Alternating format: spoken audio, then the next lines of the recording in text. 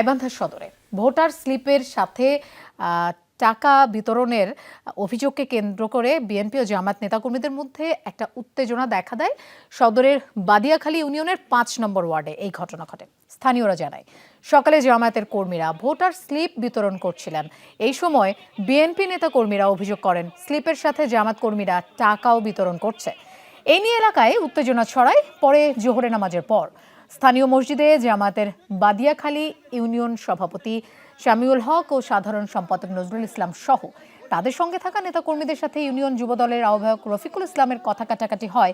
পরিস্থিতি উত্তপ্ত হয়ে উঠলে স্থানীয় গণ্যমান্য ব্যক্তি ও এলাকাবাসী বিষয়টি সামাল দেন। সদর থানার ওসি জানান, এই ঘটনায় কেউ মৌখিক বা লিখিত কোনো অভিযোগ করেনি।